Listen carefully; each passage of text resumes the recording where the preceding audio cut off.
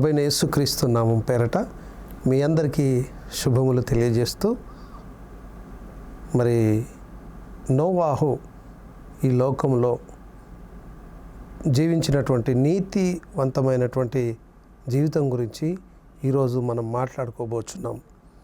పరిశుద్ధ గ్రంథంలో నుంచి ఆదికాండము 6వ అధ్యాయము 9వ వచనంలో ఉన్నటువంటి మాటలు చదవగా విందాం.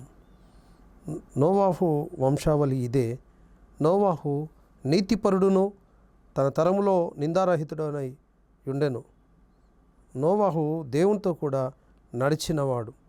షేము, హాము, యాపేతను ముగ్గురు కుమారులను నోవాహు కనెను. భూలోకము దేవుని సన్నిధిని చెడిపోయి ఉండెను. భూలోకము బలాత్కారముతో నిండి ఉండెను.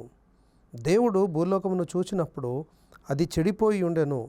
భూమి మీద సమస్త శరీరులు తమ మార్గములు చెరిపివేసుకొని ఉండెరి. దేవుడు నోవాహుతో, సమస్త శరీరుల మూలముగా భూమి బలాత్కారముతో నిండి ఉన్నది గనుక నా సన్నిధిని వారి అంతము వచ్చి ఉన్నది. ఇదిగో వారిని భూమితో కూడా నాశనము చేయుదును. ప్రియులారా, ఇక్కడ మనము గమనించినట్లయితే నోవాహు యొక్క కొద్ది చరిత్రను ఇక్కడ మనం చూస్తున్నాం. ప్రాముఖ్యంగా వ్రాయబడింది ఏంటంటే, నోవాహు నీతిపరుడు అనేటువంటి ఒక చక్కటి మాటను మనం చూస్తున్నామండి. ఈరోజు మరి నీతిమంతుడుగా జీవించడము చాలా కష్టమండి. ఒక అబద్ధం మాట్లాడకుండా, లేకపోతే ఒక విధమైనటువంటి జీవితం జీవించాలంటే, అనగా నీతివంతమైన జీవితం జీవించాలంటే చాలా కష్టమండని ఎన్నెన్నో చెప్తుంటారు. కానీ అది తప్పండి. ఇప్పుడు మనకు లాగానే అప్పుడు నోవాహుకు కూడా ఇలాంటి పరిస్థితులు ఎదురయ్యాయి. అప్పుడు కూడా భూమి అంతా బలాత్కారంతో నింపబడ్డది. భూమి అంతయు కూడా చెడిపోయి ఉన్నది. ఇప్పుడు ఈ రోజుల్లో కూడా మనం అదే పరిస్థితిని చూస్తున్నాం. అయినా కూడా అందులో నుంచి ఒక కుమ్మరి పురుగు మట్టిలో ఉండి మట్టి అంటించుకోకుండా ఏ విధంగానైతే ఆ యొక్క కుమ్మరి పురుగు ఉంటుందో, అలాగే ఈ పాపలోకంలో, ఈ నీతి లేనటువంటి లోకంలో మనం జీవిస్తూ కూడా మరి నీతిగా ఉండవచ్చు అని ఈ యొక్క నోవాహు ద్వారా మనము గమనించగలుగుతున్నాము, తెలుసుకోగలుగుతున్నాము. మరి నోవాహు నీతిపరుడని ఈ పరిశుద్ధ గ్రంథంలో వ్రాయబడ్డదంటే అతడు ఎంత నీతిమంతుడుగా జీవించాడో దీన్ని బట్టి మనకు అర్థమవుతుంది. ప్రియులారా, మరి నీవు నీతిగా ఉండటానికి ఈ తరంలో నోవాహు వలె ప్రయత్నం చేయుచున్నావా?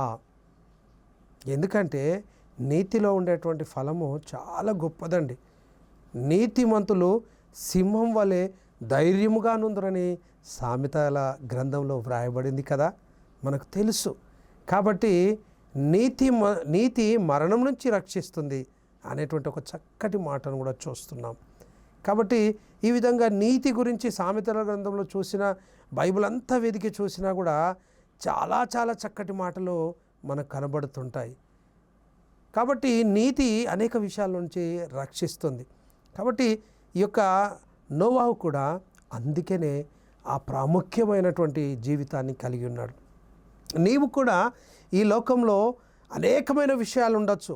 వ్యాపారం ఉండొచ్చు, ఉద్యోగం ఉండొచ్చు, వ్యవసాయం ఉండొచ్చు, చేతి పనులు ఉండొచ్చు, లేకపోతే మంచి మేధావి కావచ్చు, మంచి కవివి కావచ్చు, మంచి హోదాలని ఉండొచ్చు, మంచి పలుకుబడినటువంటి వ్యక్తి కావచ్చు.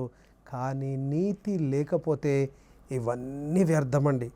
కాబట్టి అందుకనే ఇది నోవాహు ఇంత టెక్నాలజీ లేనటువంటి ఆ రోజులలోనే అతడు తెలుసుకోగలిగాడు. అన్నిటికంటే ముఖ్యమైనది నీతి అనే అతడు నీతిని ఎంచుకున్నాడు. ఈ లోకంలో అనేక సబ్జెక్ట్స్ ఉన్నాయండి.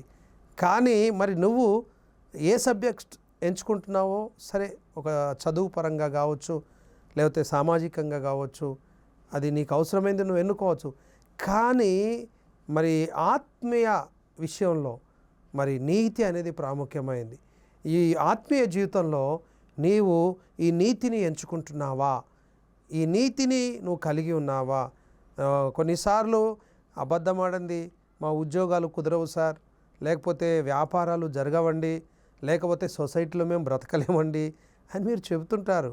అయి ఉండొచ్చు, కానీ నీతిగా జీవించడము కూడా మరి చేయొచ్చు అని ప్రభువైన యేసుక్రీస్తు జీవిత విధానం ద్వారా మనము తెలుసుకుంటాం. ఎవరిని అడిగినా యేసు ప్రభువు నీతిమంతుడని చెప్తారండి.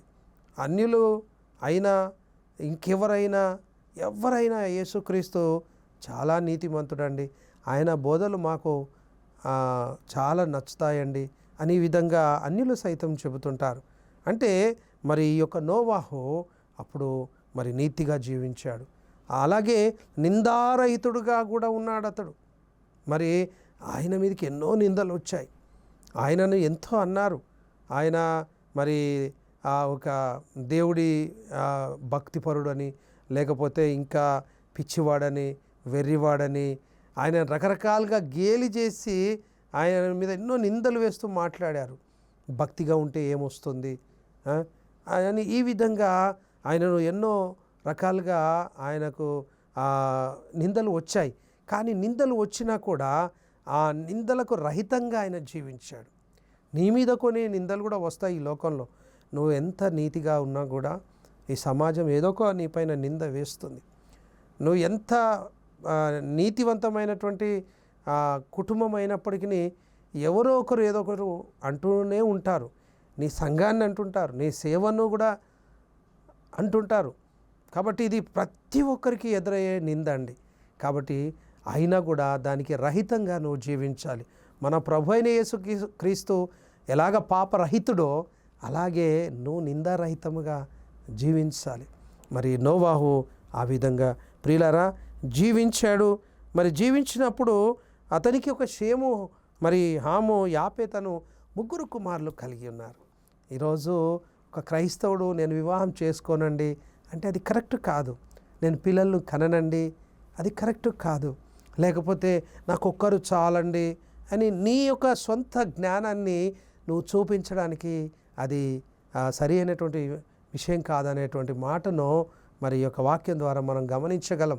కాబట్టి ఇతడు ఒక కుటుంబ వ్యవస్థలో కూడా సరిగ్గా ఉన్నాడు. భక్తిపరుడే, మళ్ళీ పెళ్లి చేసుకున్నాడు, పిల్లల్ని కన్నాడు. కాబట్టి ఈ రోజులలో పిల్లలు చాలామంది ఆలస్యంగా పెళ్ళిళ్ళు చేసుకుంటున్నారు, లేదా అసలు పెళ్ళి మీద అసలు ఇంట్రెస్ట్ లేని పిల్లలుగా ఉన్నారు. ఆడపిల్లలు కావచ్చు, మగ పిల్లలు కావచ్చు.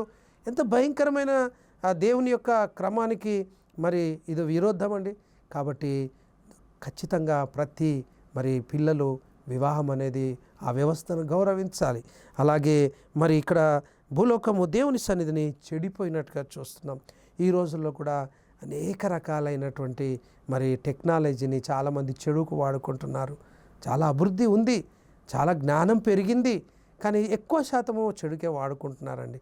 ఆ విధంగా యోబు కాలంలో, ఆ నోవాహు కాలంలో మరి ఆ విధంగా చెడిపోయినట్టుగా చూస్తున్నాం. అయితే దేవుడికి అక్కడ మరి కోపం వచ్చి అక్కడ మాట్లాడుతున్నాడు, సమస్త శరీరాలను నేను మరి ఈ భూమితో కూడా నాశనం చేస్తానని మాట్లాడుతున్నాడు. కాబట్టి ప్రియులారా, ఈ చెడిపోయినటువంటి ఈ లోకంలో, ఈ పాపంతో ఉన్నటువంటి ఈ లోకంలో మనము ఒక నోవాహు వలె చెడిపోకుండా నీతిమంతులముగాను నిందారహితులుగాను జీవించుట కొరకు మరి ఆ విధమైన నోవాహు వలె మనం కూడా ఒక నోవాహు వలె జీవించి చూపించాలండి. క్రైస్తవుడు అంటే ఏదో వట్టి మాటలు చెప్పటం కాదు, లేకపోతే ఏదో పరమభక్తి చేయటం కాదు, లేకపోతే ఇంకేదో కాదు, కానీ మరి ఒక నోవాహులాగా ప్రాక్టికల్గా ఈనాటి నోవాహు అని నీ గురించి సర్టిఫై చేసే విధంగా జీవించాలి. చిన్న ప్రార్థన చేసుకొని ముగించుకుందాం. పరలోకమందున్న మా ప్రియ పరలోకపు తండ్రి, మీ పరిశుద్ధ నామమునకు స్తోత్రం చెల్లిస్తున్నాము. అయ్యా, నోవాహు జీవిత చరిత్ర మా ముందుంచారు. అతడు నీతిమంతుడు, నిందారహితుడు. ఈ చెడిపోయిన లోకంలో తను చెడిపోకుండా ఒక నీతివంతమైనటువంటి జీవితము జీవించి మాకు మాదిరిగా ఈనాటి సమాజానికి నిలబడ్డాడు. మేము కూడా ఒక మంచి నోవాహు వలె ఆ విధంగా నీతిగా నిందారహితంగా జీవించి మా కుటుంబాలని కూడా, మా కుటుంబ సంఘ వ్యవస్థల్ని కూడా ఆ విధంగా నీతివంతంగా చేసుకుంటకు మాకు కృప చూపమని అందరినీ విశ్వాసులను బలపరచుమని ఈ వాక్యం ద్వారా వేడుకొంచున్నాము తండ్రి. ఆమేన్, ఆమేన్, ఆమేన్.